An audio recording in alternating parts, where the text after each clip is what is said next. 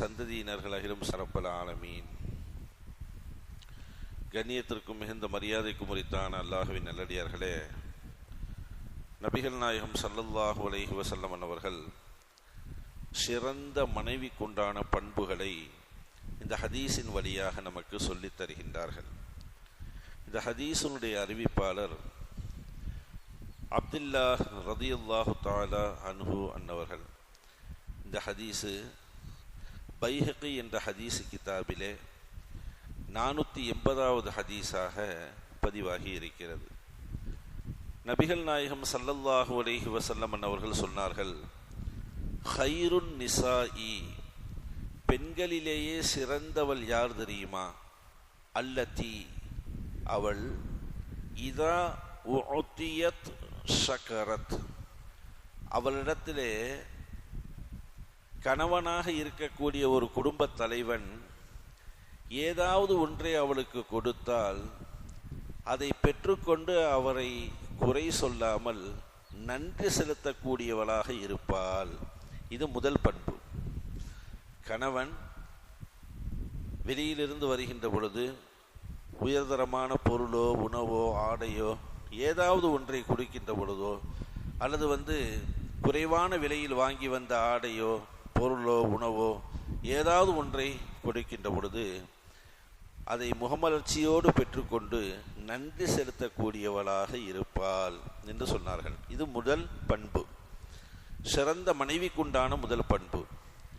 இரண்டாவதாக ஸல்லல்லாஹு அலைஹி வஸல்லம் அவர்கள் சொன்னார்கள், வைதா ஹுரிமத் ஸபரத், அந்த கணவனிடத்திலே அந்த பெண்ணுக்கு கொடுக்க முடியாத ஒரு சூழ்நிலை ஏற்பட்டால் அவள் ஸபரத், பொறுமையோடு இருப்பாள் என்று சொன்னார்கள்.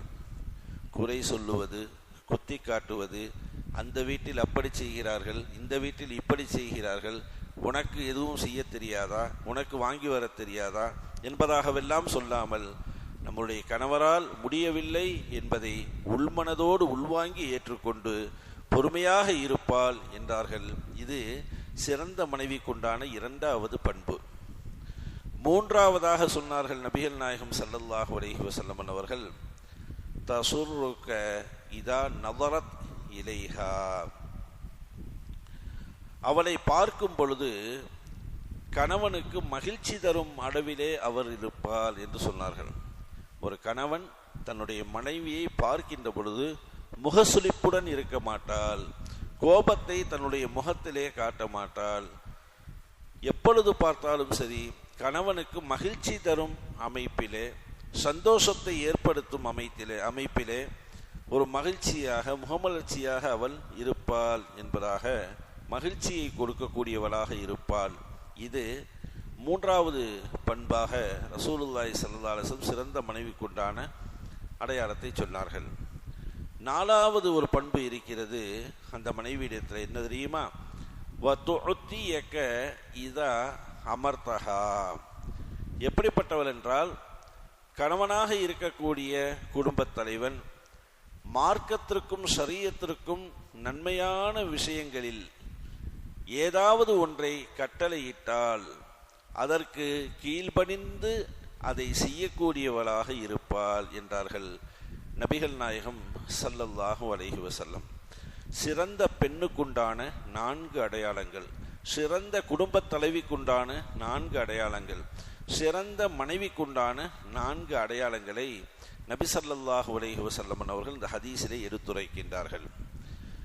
முதலிலே, கணவன் தன்னுடைய வசதிக்கு ஏற்ப அவன் வாங்கி வரக்கூடிய உடைகள், பரிசு பொருட்கள், மேலும் உணவுகள் போன்ற எதுவாக இருந்தாலும் சரி அதை உள்மனதோடு ஏற்றுக்கொண்டு நன்றி செலுத்தக்கூடியவளாக இருப்பாள். அதிலே குறை இருந்தாலும் சரி, பிடிக்காததாக இருந்தாலும் சரி, அதை வாங்கி கொண்டு அழகாக இருக்கிறதே, இது போன்ற பொருளை பார்க்கவில்லையே என்பதாக பிடிக்காவிட்டாலும் சொல்லக்கூடிய ஒரு பண்பிலே அவள் இருப்பாள் என்பதை ஒரு குணமாக, ஒரு நற்குணமாக நபி ஸல்லல்லாஹு அலைஹி வஸல்லம் அவங்க சொல்லித் தருகின்றார்கள். அப்ப ஒரு கணவன் உழைத்து அவன் சிரமப்பட்டு வேர்வை சிந்தி வெளியிலே அலைந்து திரிந்து வந்து ஏதாவது ஒன்றை மனைவிக்கு வாங்கி வர வேண்டுமே. அது பூவாக இருக்கலாம், அல்லது ஸ்வீட்டாக இருக்கலாம், ஏதாவது ஒன்றாக இருக்கலாம். வாங்கி இதைத்தான் வாங்கிட்டு வருவியா நீ, உனக்கு ஒன்றுமே வாங்கிட்டு வர தெரியாதா அப்படிங்கிற மாதிரி குறை சொல்வது என்பது ஒரு சிறந்த மனைவிக்குண்டான பண்பு கிடையாதுங்கிறாங்க நபிகள் நாயகம் ஸல்லல்லாஹு அலைஹி வஸல்லம். அடுத்து ரெண்டாவதாக இதில் சொன்னது வைதா ஹுரிமத் ஸபரத். அப்படிப்பட்ட ஒரு சூழல் எப்போ ஏற்படும்? பொருளாதார நெருக்கடி வந்தால், வறுமை என்ற ஒரு சூழ்நிலை வந்தால், அல்லது வேறு ஏதாவது சிரமங்கள் ஏற்பட்டால் இதை குத்தி காட்டி குறை கூறி அவனை நோவினைப்படுத்தாமல் இருக்க வேண்டும் என்கின்றார்கள் நபி நாயகம் ஸல்லல்லாஹு அலைஹி வஸல்லம். அல்லாஹ் கொடுத்த எதுவாக இருந்தாலும் சரி அதை திருப்தியோடு பொருந்தி கொண்டு பொறுமை காக்க வேண்டும். அதுதான் சிறந்த மனைவிக்குண்டான இரண்டாவது பண்பு. மூன்றாவதாக இந்த ஹதீஸில் நமக்கு நபிகள் நாயகம் ஸல்லல்லாஹு அலைஹி வஸல்லம் சொல்றாங்க, அவளை பார்க்கும்போது மகிழ்ச்சியாக இருப்பாள், பார்க்கும்போது மகிழ்ச்சியாக இருப்பாள். இந்த ஃபஸ்ட்டு சொன்னமே வைதா ஹுரிமத் சபரத்துன்னு சொன்னமே, அதாவது எதை கொடுக்க முடியாத ஒரு சூழ்நிலை ஏற்படும்ன்ற போது பொறுமையாக இருக்கணும்னு சொன்னமே. இதை நபிகள் நாயகம் ஸல்லல்லாஹு அலைஹி வஸல்லம் அவங்க மனைவிமார்களே நபி ஸல்லல்லாஹு அலைஹி வஸல்லம் பொருளாதாரம் பத்தலைன்னு கேட்டிருக்காங்க. ஹதீஸில் இது குர்ஆனில் அல்லாஹ் தஆலா தெளிவுபடுத்துகிறான் அந்த விஷயத்தை. அப்போ அவங்கெல்லாம் போர் படை எடுத்ததை போன்று எல்லா மனைவிமார்களும் நபி ஸல்லல்லாஹு அலைஹி வஸல்லம் அவங்ககிட்ட கேட்டாங்க, நபிய நாயகமே நீங்கள் கொடுக்குற பொருளாதாரம் எங்களுக்கு போதுமானதாக இல்லை அப்படின்னு கேட்கும் பொழுது அல்லாஹ் ஜல்ல ஷானஹு தஆலா ஆயத்தை இறக்கினான். யா யுஹன் நபியு, நபியே குல்லி அஸ்வாஜிக்க, உங்கள் மனைவிட்ட நீங்கள் சொல்லுங்க, இன்குன் துன்ன துரிதினல் ஹயாத்த துன்யா வசீனத்தஹா, நீங்கள் எல்லாம் உலக வாழ்க்கையையும் அதனுடைய அலங்காரத்தையும் விரும்புபவர்களாக நீங்கள் இருந்தால் ஃபதஆலைன, அவங்களுக்கு அழைப்பு கொடுங்க, மத்தியக்குன்ன, தாராளமாக அதை நீங்கள் அனுபவித்துக் கொள்ளலாம், தாராளமாக உலக வாழ்க்கையையும் அதனுடைய அலங்காரத்தையும் அனுபவித்துக் கொள்ளலாம். உசர்ரிஹுக்குன்ன சராஹன் ஜமீலா, ஆனால் நான் உங்கள் எல்லாத்தையும் தலாக்கு விட்டுருவேன் அப்படின்னு நீங்கள் சொல்லுங்கன்ட்டான்ல. நபீட்ட சொன்னான்ல, உங்கள் மனைவிமார்கள்ட்ட இந்த விஷயத்தை நீங்கள் சொல்லுங்கள், உங்களுக்கு உலக ஆசை வேணும், அலங்காரம் வேணும், ஆடம்பரமாக வாழணும் எல்லாம் நினைக்கிறீங்கன்னா நான் உங்களை தலாக்கு விட்டுடுறேன், நீங்கள் போய் எப்படி வாழ்கிறதா இருந்தாலும் நீங்கள் வாழ்ந்துக்கிறீங்க அப்படின்ட்டு அல்லாஹ் சொல்லிட்டு இந்த விஷயத்தை சொன்னதற்கு பிறகு அடுத்த ஒரு ஆயத்தை இறக்கி அல்லாஹ் சொன்னான், வைன் குன் துன்ன துரிதன் அல்லாஹ் வரசூலா வத்தாரல் ஆகிரா, நீங்கள் அல்லாஹுவினுடைய பொருத்தத்தையும் ரசூலுடைய பொருத்தத்தையும் மறுமை நாளினுடைய அந்த பொருத்தத்தையும் நீங்கள் நாடுபவராக இருந்தால் ஃபைன் அல்லாஹ் அத்தலில் முஹ்சினாத்தி மின்குன்ன அஜ்ரன் அதீமா, அல்லாஹ் ஜல்ல ஷானஹு தஆலா மகத்தான நற்கூலியை சாலிஹான பெண்களுக்கு அல்லாஹ் தயார் செய்து வைத்திருக்கின்றான்.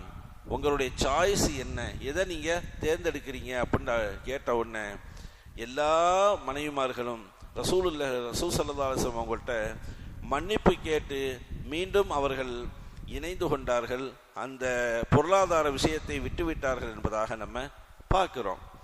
அப்போ அந்த அடிப்படையில் கணவன் கொடுப்பதை பொருந்தி கொள்ளுவது என்பது ஒரு சிறந்த மனைவிக்குண்டான பண்பாக இருக்கிறது. நபிகள் நாயகம் ஸல்லல்லாஹு அலைஹி வஸல்லம் அவங்க சொன்னாங்க, மூணாவதாக எல்லா விஷயங்களிலேயும் முகமலர்ச்சியோடு நடந்து கொள்ள வேண்டும், சுத்தமாக இருக்க வேண்டும், ஒழுக்க நெறிமுறைகளை பேணி நடந்து கொள்ள வேண்டும், வெளிப்புற அலங்காரமும் நன்றாக இருக்கணும். வெளிப்புற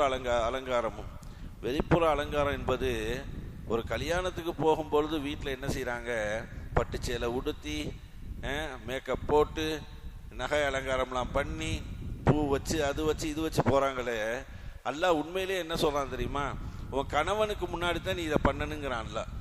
உன் கணவனுக்கு முன்னாடி நல்ல ட்ரெஸ்ஸு போடு, பட்டுச்சேலை உடுத்து, பூ வாங்கி வை, ஓகேவா, உன்னை அழகுபடுத்தி அவன்கிட்ட காட்டு. எப்போ பார்த்தாலும் பழைய நைட்டிலே இருக்காத, எப்போ பார்த்தாலும் பழைய ட்ரெஸ்ஸை போட்டுக்கிட்டு நைட்டியை போட்டுக்கிட்டு ஒரு அழுக்க, இதெல்லாம் மார்க்கம்ங்க, இதெல்லாம் மார்க்கம் எப்படி வாழணும்னு சொல்லி தருது. அப்படி இருந்தாலும் அவனுக்கு ஒரு இன்பம், ஒரு ஆசை, ஒரு காதல், ஒரு அன்பு, ஒரு நேசம், இதுதான் எல்லாம் வரும். இப்படியே இருந்துட்டு வெளியில் போகும்போதும் போட்டு நீ நல்லா உன்னை அலங்காரப்படுத்திட்டு நீ போனீண்டா அது எந்த வகையில் நியாயம் அப்படிங்கிறாங்க ரசூலுல்லாஹி ஸல்லல்லாஹு அலைஹி வஸல்லம் அவங்க. நாலாவதாக இந்த சிறந்த மனைவிக்குண்டான பண்புல நபிகள் நாயகம் ஸல்லல்லாஹு அலைஹி வஸல்லம் சொன்னாங்க, உன்னுடைய கணவன் ஏதாவது கட்டளை பிறப்பித்தால் அதற்கு நீ அடிபணிந்து நடப்பவளாக நீங்கள் இருக்க வேண்டும் என்றார்கள் நபி நாயகம் ஸல்லல்லாஹு அலைஹி வஸல்லம் அவங்க. அந்த கட்டளைகள் ரெண்டு விதமாக இருக்கிறது. ஒன்று ஷரியத்துக்கு உட்பட்ட கட்டளைகள். தொழுகாமல் இருக்கிறாங்க வீட்டில், ஒரு மனைவி தொழுகலை, இபாதத்தை செய்ய மாட்டாங்க, குர்ஆன் ஓத மாட்டாங்க, எதுவும் பண்ணலை, அப்போ அவங்கள தொழுகுங்க அப்படின்னு சொல்றது. அதே போன்று இபாதத்தில் நீங்கள் ஈடுபடுங்க அப்படின்னு சொல்றது, ஒரு குர்ஆன் ஓதுங்க அப்படின்னு சொல்றது, குழந்தைகளுக்கு கல்வியை கற்றுக் கொடுங்கன்னு சொல்றது. இதெல்லாம் வந்து மார்க்க சம்பந்தப்பட்ட விஷயங்கள்ல நம்ம போடுற கட்டளை. இன்னொன்று இருக்கு, நமக்கு உணவு எடுத்து வைக்க சொல்லுவது, ஓகேவா, நம்மளுடைய தேவைகளை நிறைவேற்றுவதற்காக வேண்டி சொல்லக்கூடிய விஷயங்கள். அப்போ உளவியல் சார்ந்த, உலகம் சார்ந்த, மறுமை சார்ந்த, ஷரியத்து சார்ந்த கட்டளைகளை ஷரியத்துக்கு உட்பட்டு அவர் கட்டளை பிறப்பித்தால் அந்த மனைவி அந்த கணவனுக்கு கட்டுப்பட்டு ஆக வேண்டும். இந்த 4 பண்புகளும் யாரிடத்தில் இருக்கிறதோ அவள்தான் ஹைருன் நிசா, சிறந்த பெண் என்பதாக ரசூலுல்லாஹி ஸல்லல்லாஹு அலைஹி வஸல்லம் ஹதீஸில் சொல்லி தர்றாங்க. எப்போ பார்த்தாலும் கணவன் எப்படி இருக்கணும் இதையே நம்ம பேசி இது பண்ணிட்டோம். மனைவி எப்படி இருக்கணுங்கிறது கூட ரசூலுல்லாஹி ஸல்லல்லாஹு அலைஹி வஸல்லம் இதில் சொல்லி தர்றாங்க. அல்லாஹ் ஜல்ல ஷானஹு தஆலா அப்படிப்பட்ட சிறந்த குடும்ப தலைவியாக, மனைவியாக நம்முடைய பெண்களை அல்லாஹ் ஆக்கி அருள் புரிவானாக. அதே மனைவிகளோடு சுவனத்திலே சேர்ந்து வாழக்கூடிய தௌஃபீக்கையும் அல்லாஹ் நமக்கு நசீபாக்கி தருவானாக.